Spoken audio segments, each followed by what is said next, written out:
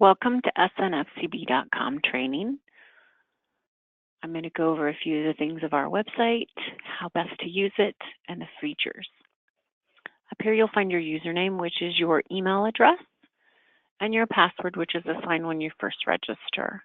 If you've forgotten your password, you can click on this button here, Forgot Password, and it will email the password back to your username email address. Once you log into our website, you'll get the American Medical Association copyright information. All CPT codes are copyrighted by the American Medical Association. Go ahead and close that there. On the member homepage, you'll have your user information and organization information. You'll have some important news. Anything that we have, articles we have published will show up here. You can read them now. You can click Add to My Newsletter and they'll come back up again, or you can just remove them. You'll always be able to find those articles back in our support and knowledge base, where I'll show you later. If you have a support ticket open or a support request you've submitted, if it's still open and the status of it is here, you'll see that here. If it's a support ticket that's been closed and resolved and you still need to pull that information back up again, you can click on View and Edit Support Tickets. It will pull up all of your support tickets. You can click them and open them up and research the information that you were given. The biggest feature of our website is our claims analysis tool. You can find it right here under claims analysis. This is where you're going to run all of those invoices from those outside providers. The most important thing about running a claims analysis is knowing the correct place of service. If you don't know the correct place of service, we do have a handy tool here under Need Help with Claim Types. You can click on that button. It will bring up a PDF that will help you determine the correct place of service for your claims analysis. The reason you want to do that is because some things that you may be responsible for in a physician office, you're not going to be responsible if it was done in a hospital outpatient. So it's really important to know the correct place of service. You should always be getting your bills on a 1500 form or a UBO4. That's the same way that those providers would have to bill Medicare. On your 1500 form, on line 24B, if you find a number 11, that's going to mean it's at a physician's office. If you find a 24, that's going to be an ambulatory surgery center. If you have a UBO4, it's going to be your type of bill in box number 4. If it's a 731, it's a physician office. If it's a 131, it's a hospital outpatient, and so on. If you can't determine, you can run your claims under All Other. It's not going to give you the most accurate information. If you're unsure, you can contact the provider and ask them, or you can try this tool as a last resort. You can run those claims under All Other. You can print this, keep it at your desk, save it to your desktop however you need to. Right here, you can find it again just by clicking on Need Help with Claim Types.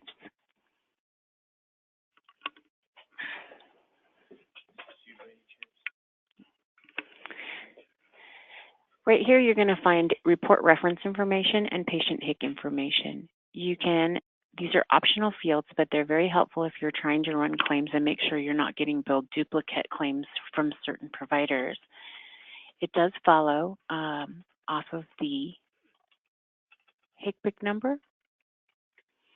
So you can enter those here or whatever reference number you want to use.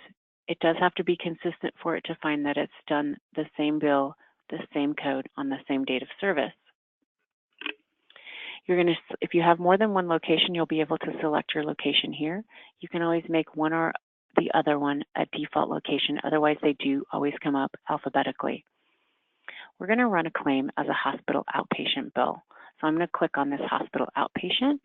Once I get to this screen, I'm going to see that I have a choice of fee schedules. I have an APC schedule or a physician supplier fee schedule. The APC schedule is the standard Medicare fee schedule for hospital outpatient procedures. If you have under arrangement agreement with this provider, you can select the lower physician supplier fee schedule. We do find that most facilities have no under arrangement agreements in place, so it defaults to the APC schedule. Once you've selected the correct APC schedule, you're going to hit Next, and this is where it comes up with each line for that claim, and then you start entering your information off of your bill. You're going to enter your revenue code, your HCPC code, a correct date of service, and your charges at each row. As you go through these claims, you're going to see that there are some other things I'm going to show you. This code, the 76770 code, is a code that has two components. It has a professional component and a technical component. The majority of the time, facilities are going to bill you with just the global code that includes both. We're going to select that one here. I'm also going to show you what it's like when you select the actual technical component. This is the part where our claims analysis interprets that there may be a duplicate. So it already says this code has been used for this person for this date of service on another claim. We're going to go ahead and add this one to this claim anyway. I'm going to run the 76770 technical component. That's what the skilled nursing facility is responsible for. If they don't bill you with the TC, you have the option to go ahead and select it knowing that you're responsible for it, or you can send that bill back to them and have them bill you correctly. Enter a few other codes here so I can show you some of the other features.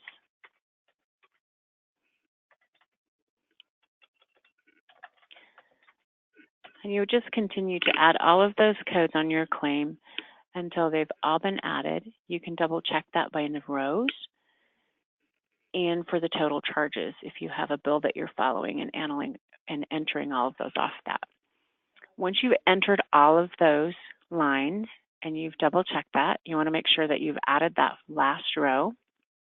You're going to hit Analyze. That's going to go in through all of the edits from CMS and help you decide which codes you're responsible for and which codes you're not responsible for. Once it's done, you get this report back.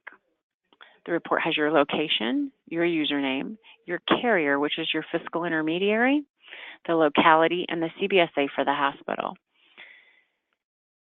It also has a report reference number or a report number automatically assigned. It gives your reference ID information you put in and your patient information that you put in. Also tells us how this claim was ran as a hospital outpatient under the APC fee schedule. Down below is the information that you're looking for. This section here shows you all the things that a SNF is not responsible for.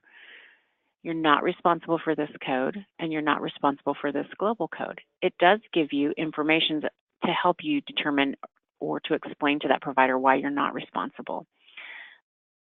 The G0463 is a hospital code, and these are excluded from the SNF bundle, and it also gives you a reference as to when these were, a CMS transmittal to reference, so you can help have that information for that hospital.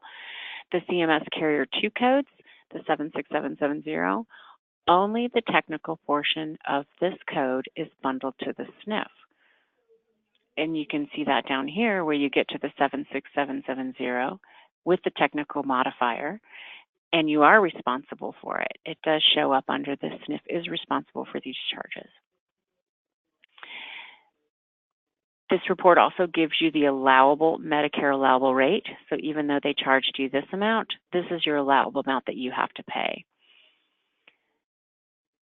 If you find the help button on this claim, you can always click on that too. It's going to reference an article or information associated with this HCPC code. Click on that help button. It's going to bring up one of those articles or a CMS transmittal. You can read the short details. If you need further information on it, you can click on that link and it will bring up that PDF referencing that HIC number or that article. Again, all of these are saved with a report number. You can do with them what you want. Print it, create a PDF and save it, email it to somebody. If you have a question, you can send it to support. Just click on the Send to Support button. It's going to reference this report. You can type in your question, hit Submit Request, and that will send us an email with the support question, and we can look at that report and try to answer that question as quickly as possible. Again, all of those reports fall into the Saved Reports file. You don't have to save them at all. They're just automatically done. They load by date of service and report number. You can sort these however you want to. Report, date, HIC number, reference ID, by the location, or by the specific codes that you want to. You can look up all your locations or just one location, however you'd like to. Once you find that claim, you can go ahead and click on that claim, hit view. It's going to pull that same report back up again if you need to print it again and attach it and send it back to that provider. Under our claims analysis tool, you also have other options. If you have a report that you haven't completed and you want to finish that report, you started entering a bunch of a longer claim, didn't get quite finished, you can go ahead and hit that one back up here again. Those all show up right on that front of that claims analysis page. We also have our ambulance bundling chart. So ambulance rides are pretty specific about whether or not you're responsible for them. If you're not sure, this ambulance bundling chart helps you go through a list of questions to determine whether or not you even need to run the claims analysis. Read through the questions, the initial trip from the hospital to the SNF before they're admitted, you're not responsible for that. If they've been discharged from the SNF and transported home by ambulance, you're not responsible for that either, unless, of course, they've been readmitted to another SNF on the same day of discharge. Then there are some other questions that you can go through here to even determine if it's a claim that you need to run through the analysis. These questions are all right here as well. This ambulance bundling chart just gives you a little bit more information. One of the other things about ambulance trips is they're all based on the zip code of the pickup location. If you have a facility that is in one location and the provider's office or hospital is in another zip code location, you're going to need to run those as two separate claims analysis, one based on the place of pickup from the facility and one based on the place of pickup from the provider's office back to your facility. Your facility may be in an urban area or your hospital, and the facility in a rural area. So you want to make sure that you run those each based on their place of pickup location and that zip code. You just enter the zip code in there, go through your list of questions, hit next, and then you'll get to where you enter the dates of service and those HIC-PIC codes right there. One of the other things on our claims analysis, when you are running a claim, if you're not sure of the HIC-PIC code, you can click on this button here, type in your dates of service, type in any type of keyword, and then you'll be able to pull up and try and find that correct description for that correct code right there, and that will actually populate all that information into your claims analysis.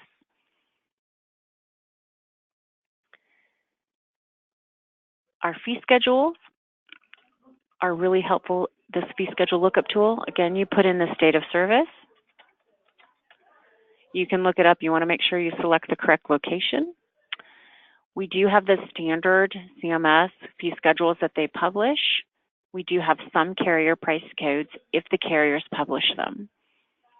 If you want to pull up all the radiology fee schedules, you can hit that radiology category, hit search, pull up the radiology fee schedules.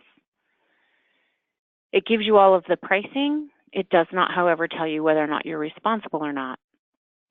You will find some of these codes that show up as 0. If you have that, it doesn't mean that the fee schedule that Medicare allows is 0. It means that that's a carrier price code, and we don't know what the pricing is. They don't publish it, so you'll need to contact your carrier, that fiscal intermediary, and find out what the correct price is. The same if you find that a 0 on your claims analysis, where it shows claims analysis and you're responsible and there's a $0 amount here, you would need to contact that carrier and find out the correct place of the correct fee schedule, since they don't publish those.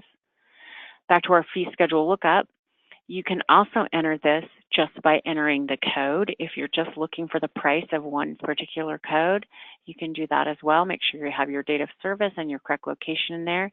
That's going to give you that fee amount. Again, it will not tell you whether or not you're responsible for that. You can also do keyword.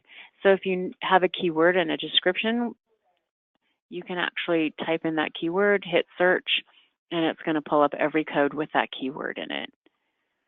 You can print these reports. You can also export them to a CSV file. So if you need to import them into your software system, you can export them into a CSV file first and do that. You can print them, save them, whatever you need to do with those. The other lookup tool we have is our drug lookup. Our drug lookup brings up this other feature down here.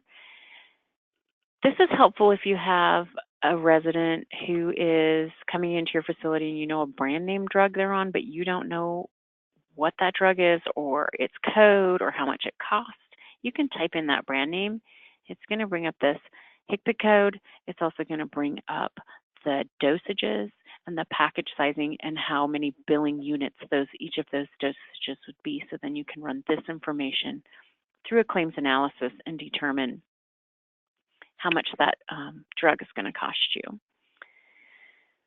The last thing I have is our support tab. Our support tab brings up another menu bar back to our knowledge base. Well, all of those articles that show up under important news on the front, this is where you can find them later. If you need to search them by code, you can do that. Click on that article, short description and information.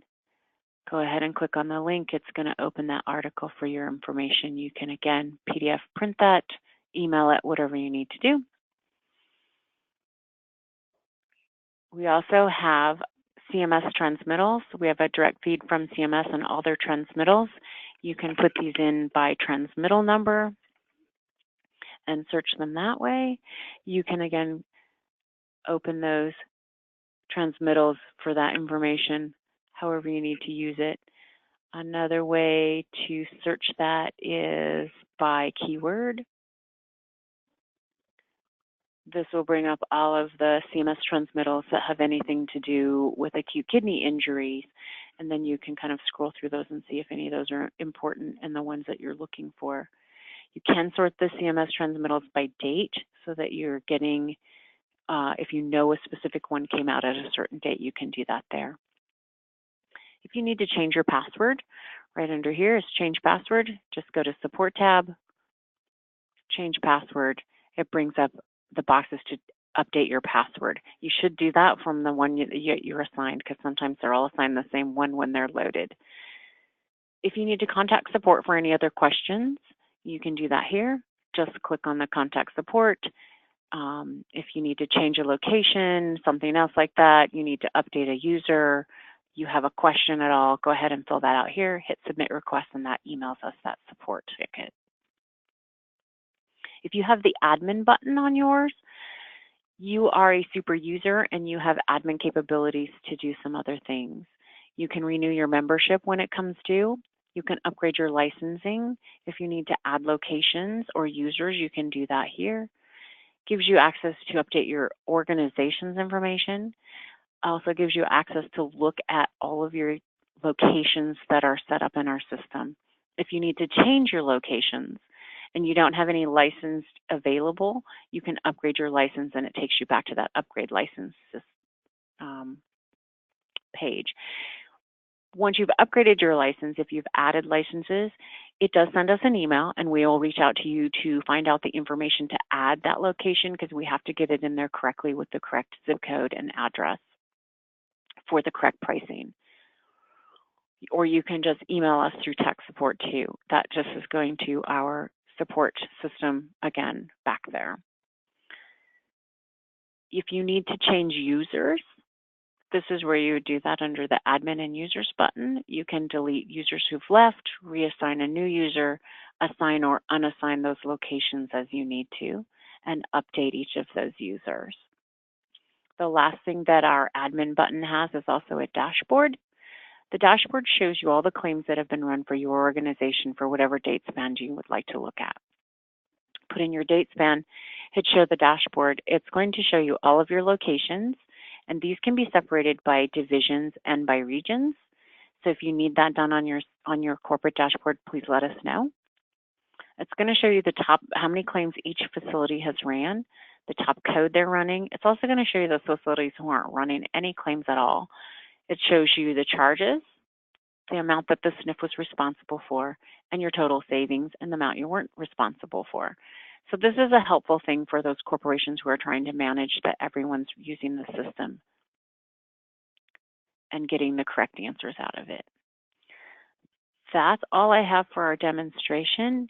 Again, if you have questions, don't hesitate to contact us through support. You can also call us at this 800 number, 877-448-2274. We are Pacific time. The easiest way to get a hold of us, though, is always just email us through the support system or support@snfcb.com. Thank you very much for joining today. I hope I've answered most of your questions. If I haven't, please feel free to give us a support ticket or an email. Have a great day.